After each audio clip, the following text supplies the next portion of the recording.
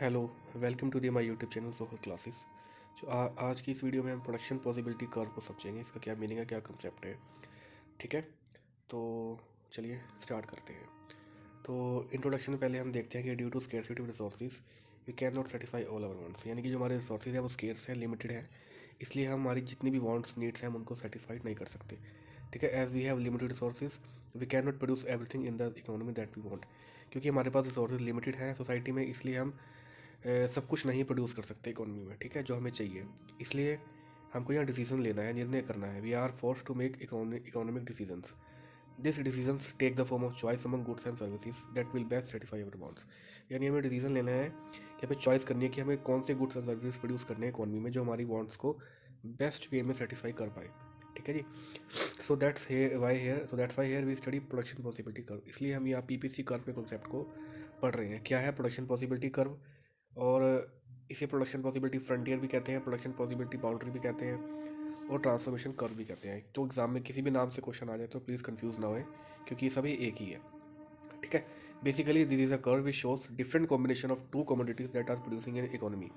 यानी क्या है, ये कर्व है जो दो कमोडिटीज़ के डिफरेंट कॉम्बिनेशंस को शो कर रहा है इकोनॉमी में। यानी कि इकोनॉमी में हमने सिर्फ दो गुड्स लिए हैं, या उनके डिफरेंट डिफरेंट कॉम्बिनेशंस को ये कर्व दर्शाता है। As in our economy there are multiples of goods.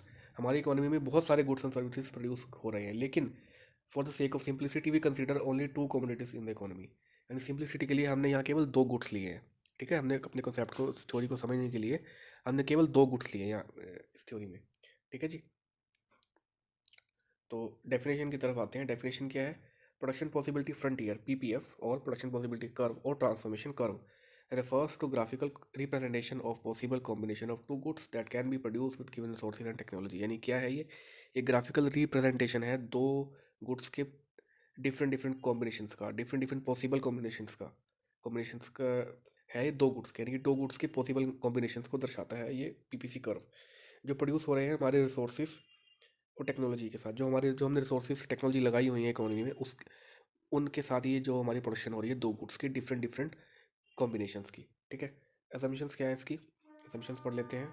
यानी हमने जो एज्यूम कर रहे हैं इस थ्योरी में, हम जो मान रहे हैं वो ये है कि जो the amount of resources are fixed in the economy. जो अमाउंट है रिसोर्सेज की वो फिक्स्ड है, गिवन है, कोई चेंजेस नहीं है। So they can be transfer from one use to another. यानी कि हम एक गुड्स के रिसोर्सेज में से को निकाल के हम दूसरे गुड्स में रिसोर्सेज हम ट्रांसफर कर रहे हैं। यानी कि बी की प्रोडक्शन को बढ़ाने के लिए हम ए की प्रोडक्शन में से रिसोर्सेज ट्रांसफर कर रहे हैं। ठीक है, the level of technology used is constant. Technology का लेवल ऑफ कांस्टेंट है, निरंतर है, एक जैसा ही है, उसमें कोई चेंजेस नहीं है, कोई बदलाव नहीं किए जाएंगे। The resources are fully and efficiently utilised. जो रिसोर्सेज है वो एफिशिएंटली यूटिलाइज्ड है, यानी कि हम रिसोर्सेज का बहुत अच्छे तरीके से यूज़ कर पा रहे हैं। ठीक है, एफिशिएंट वे में हम यूज़ कर पा रहे हैं। With the amount of resources in hand only two commodities can be produced. यानी हमारे हाथ में सिर्फ फिक्स्ड अमाउंट ऑफ रिसोर्सेज है। ठीक है, लिमिटेड रिसोर्सेज है, अनलिमिटेड नहीं है, जिससे हम केवल दो ही गुड्स का प्रोडक्शन कर पा रहे हैं इकोनॉमी में। Resources are not equally efficient to the production of all products. जो रिसोर्सेज है वो इक्वली एफिशिएंट नहीं है प्रोडक्शन में। So when the resources are transfer from one use to another, इसलिए हम रिसोर्सेज का ट्रांसफर कर रहे हैं यहाँ पे एक गुड से दूसरे गुड पे। ठीक है, द प्रोडक्टिविटी डिक्रीज, इससे प्रोडक्टिविटी कम होती है, ये भी हम आगे समझेंगे। तो ये तो है असम्पशंस जो हमने माने हैं। ठीक है, तो थ्योरी की तरफ बढ़ते हैं। क्या कह रहा है? Before proceeding to the explanation of schedule and diagram, अभी हम इसमें डायग्राम के थ्रू समझेंगे क्या है पीपीसी कर्व, किसे कहते हैं। First we have to understand the concept of marginal opportunity cost and the marginal rate of transformation that are used in production possibility curve. So what is the marginal opportunity cost? It refers to the number of units of a commodity sacrificed to gain one additional unit of another commodity।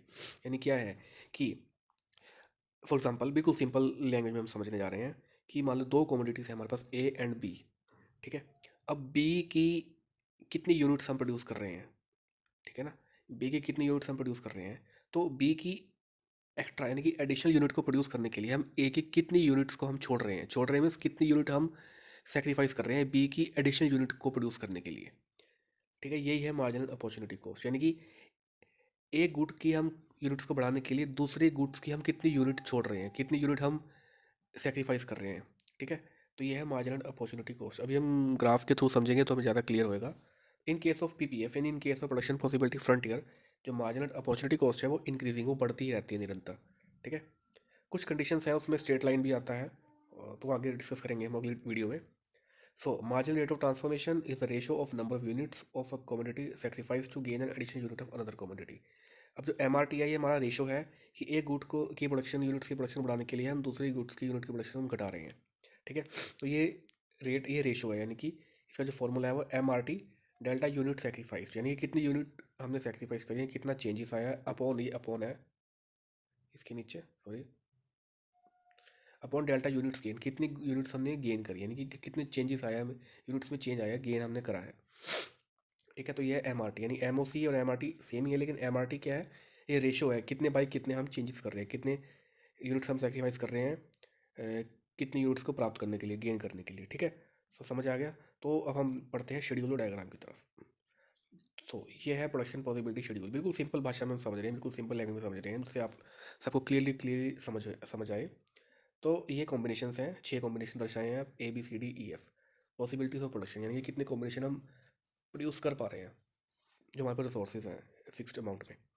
तो हमने यहाँ 2 goods लिए, wheat and machines. हमने अभी assume किया कि हमारे पास 2 हमने गुड्स लेने हैं, वीट को हम लाख टन में प्रोड्यूस कर रहे हैं और मशीन्स को हम 1000 में प्रोड्यूस कर रहे हैं, ठीक है जी। तो जब हमारा जो कॉम्बिनेशन ए है, ए कॉम्बिनेशन को देखिए ध्यान से, ए कॉम्बिनेशन को, इसमें 0 प्रोडक्शन है वीट की और 15,000 प्रोडक्शन है मशीन्स की, ठीक है। तो ये हम अपने, अब आते हैं हम अपने ग्राफ की तरफ। तो एक्स एक्सिस पे तो हमने वीट लिया है और वाई एक्सिस पे हमने मशीन्स ली हैं। अब देखिए हमने भी ऊपर दिखाया है कि जो हमारा जो ए कॉम्बिनेशन है ना, उसमें 0 है वीट की प्रोडक्शन और 15,000 है मशीन्स की प्रोडक्शन। तो ये नहीं ए कॉम्बिनेशन, ये ऊपर आ गया। इसमें 15,000 तो हमारी मशीन प्रोड्यूस हो रही है, लेकिन हमारी वीट कोई प्रोड्यूस नहीं हो रही, क्योंकि हमने सारे रिसोर्सेज मशीन्स की प्रोडक्शन करने में लगा दिए हैं। वीट की हम यहाँ कोई प्रोडक्शन कर ही नहीं रहे, इसलिए वीट हमारा यहाँ पे 0 है अभी, ठीक है। हम जो प्रोड्यूसर है वो सारे रिसोर्सेज मशीन्स को यूज़ करने में लगा रहा है, वीट को नहीं। तो जो कॉम्बिनेशन बी है वहाँ अब हमने यहाँ वहाँ प्रोड्यूसर ने वीट की प्रोडक्शन शुरू करी है बाई 1 से, लेकिन वहाँ उसने मशीन्स की प्रोडक्शन को थोड़ा कम कर दिया, यानी कि बाई 1 से कम कर दिया। क्यों? क्योंकि रिसोर्सेज है वो फिक्स्ड अमाउंट में है। यहाँ रिसोर्सेज का उसने ट्रांसफ़र किया है, मशीन से ट्रांसफ़र करके वो वीट में यूज़ कर रहा है, ठीक है जी। कितना? बाई 1 उसने वीट बढ़ा दिया और बाई 1 उधर से उसने मशीन में कम कर दिया, ये देखो। तो एम आर टी क्या है यहाँ पे? M R T marginal rate of transformation, अभी हमने समझा ना ऊपर, कितनी यूनिट उसने सेक्रीफाइस करी 1, मशीन से कितनी गेन कर रहा है वो वीट की बाई 1, ठीक है। तो ये है हमारा मशीन का प्रोडक्शन। अब कॉम्बिनेशन जो सी आता है, ये सी कॉम्बिनेशन है, इसमें क्या कर रहा है, वीट की प्रोडक्शन फर्दर वो बढ़ा रहा है 2 बाई 1 और बढ़ा दी उसने, लेकिन फर्दर उसने बाई 2 कम कर दी मशीन की प्रोडक्शन, या मशीन की प्रोडक्शन उसने कम कर दी बाई 2 से। ऐसे ही देन कॉम्बिनेशन डी, डी में बाई 1 उसने और बढ़ा दिया, क्योंकि 3 लाख टन हो गया उसका वीट का प्रोडक्शन, ये देखो अब ये पहुंच गया 3 लाख टन, लेकिन यहाँ उसने कॉम्बिनेशन डी में मशीन की प्रोडक्शन को डाउन कर दिया, या उसने कम कर दिया, ये देखो ये 9 आ गया क्योंकि वो मशीन्स में से रिसोर्सेज घटा के वो वीट में रिसोर्सेज को लगा रहा है, ठीक है। तो ये कम कर रहा है, यानी कि पहले उसने 1/1 कम किया, फिर उसने अब 2/1 कम किया कॉम्बिनेशन बी में, सॉरी सी में, फिर कॉम्बिनेशन डी में यानी कि 3/1, फिर कॉम्बिनेशन ई में 4/1, कॉम्बिनेशन एफ में 5/, ये आ गया 5/, यानी कि 0 हो गया, ठीक है ना। यानी उसने 5, यानी वीट का प्रोडक्शन यहाँ पे क्या है, 5 लाख टन पहुँच गया, लेकिन मशीन का प्रोडक्शन यहाँ पे 0 हो गया, ठीक है जी। तो ये जो एम आर टी है, ये एम आर टी जो आया, एम आर टी ये हमारा बढ़ रहा है, अभी हम पढ़ेंगे आगे मार्जिनल रेट ऑफ ट्रांसफॉर्मेशन, ठीक है ना। यानी कि वो जैसे जैसे वीट की प्रोडक्शन बढ़ा रहा है, मशीन्स की प्रोडक्शन को वो कम कर रहा है। पहले उसने 0 थी 15, फिर उसने कॉम्बिनेशन बी पे 1 बढ़ा दी, लेकिन उधर से बाई 1 कम कर दी। कॉम्बिनेशन सी पे उसने बाई 1 और बढ़ा दी वीट की प्रोडक्शन, लेकिन वहाँ से बाई 2 कम कर दी, ठीक है। ऐसे कॉम्बिनेशन डी में बाई 3 बढ़ा दी, सॉरी बाई 1 बढ़ा दी और उधर से बाई 3 कम कर दी। तो एट द एंड जो ये कॉम्बिनेशन है लास्ट का हमारा एफ, इसमें मशीन की प्रोडक्शन 0 हो गई है और वीट की प्रोडक्शन 5 लाख टन हो गई है, ठीक है। तो ये जो है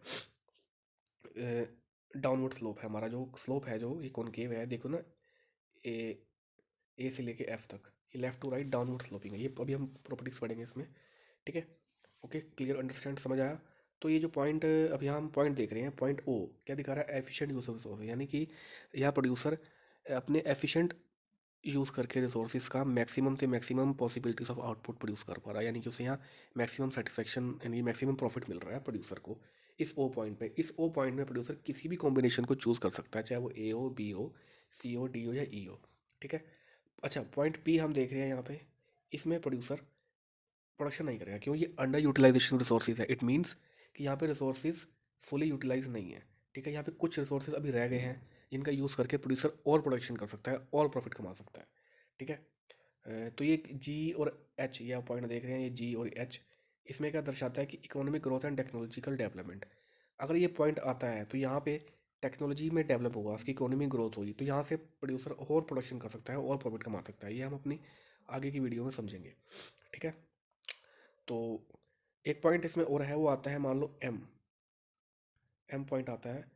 एम पॉइंट का मतलब है अनअटेनेबल कॉम्बिनेशन, यानी कि प्रोड्यूसर जो है वो ओ पॉइंट से बाहर जाके प्रोडक्शन नहीं कर सकता, क्योंकि उसके पास जो रिसोर्सेज हैं वो केवल ओ पॉइंट तक ही हैं, ये ओ पॉइंट तक ही हैं, limited fix amount of resources हैं। इसलिए वो एम जो है, ये जो हमारा एम पॉइंट है, ये अनअटेनेबल कॉम्बिनेशन है। यहाँ प्रोड्यूसर क्या कहते हैं, प्रोडक्शन नहीं करेगा। ठीक है, समझ आया? क्लियर हुआ कॉन्सेप्ट? ठीक है जी। तो जो हमारी कैरेक्टरिस्टिक्स और प्रॉपर्टीज़ हैं पीपीएफ की, वो ये बता रही हैं, PPF slopes downward. In this case more of one good can be produced only by taking resources away from the production of another good. अभी हमने समझा कि हमने मशीन्स की प्रोडक्शन में से रिसोर्सेज को निकाल के हमने वीट की प्रोडक्शन में रिसोर्सेज लगा दिए। ठीक है। As there is an inverse relationship between change in quantity of one good and change in quantity of other good. Inverse relationship क्यों है? क्योंकि एक गुड्स की प्रोडक्शन को बढ़ा रहे हैं तो उल्टे हाथ दूसरी तरफ ऑन द अदर हैंड हम दूसरे गुड्स की प्रोडक्शन को कम कर रहे हैं। ठीक है। पीपीएफ स्लोप डाउनवर्ड है हमारा लेफ्ट टू राइट। क्यों? यार ए से एफ तक लेफ्ट टू राइट आ रहा है, ये डाउनवर्ड है क्योंकि प्रोडक्शन एक की कम हो रही है, यहाँ पे मशीन की वीट की बढ़ रही है due to marginal rate of transformation और marginal rate of opportunity cost, जो भी हमने समझा, जो कि इंक्रीजिंग है। अभी नेक्स्ट पॉइंट में मैंने दर्शाया है, PPC F is concave shaped, production possibility frontier is concave shaped. Why? क्योंकि जो एमआरटी है इसमें वो इंक्रीज हो रहा है, बढ़ता जा रहा है निरंतर। ठीक है। Transformation because of increasing marginal rate of transformation means more and more units of one commodity are sacrifice to gain one and additional unit of another commodity. ठीक है जी। यानी कि वीट्स की एक्स्ट्रा एडिशनल यूनिट्स को produce करने के लिए प्रोडक्ट प्रोड्यूसर मशीन्स की प्रोडक्शन को घटा रहा है। ठीक है। तो ये है पीपीसी कर्व का कॉन्सेप्ट, बिल्कुल सिंपल। अभी हमने समझा है कि दो गुड्स हमारी इकोनॉमी में प्रोड्यूस कर रहे हैं और एक गुड्स की प्रोडक्शन को निकाल के हम रिसोर्सेज को निकाल के हम दूसरी गुड्स की प्रोडक्शन में रिसोर्सेज यूज़ कर रहे हैं। तो ये है पीपीसी कर्व का कॉन्सेप्ट। क्यों? क्योंकि हमारे पास रिसोर्सेज है वो फिक्स्ड अमाउंट में है, लिमिटेड है, अनलिमिटेड नहीं है। ठीक है जी। ओके, क्लियर हुआ? तो चैनल को सब्सक्राइब जरूर करें। ठीक है जी, लाइक करें और वीडियो को शेयर करना ना भूलें। ओके जी, थैंक यू।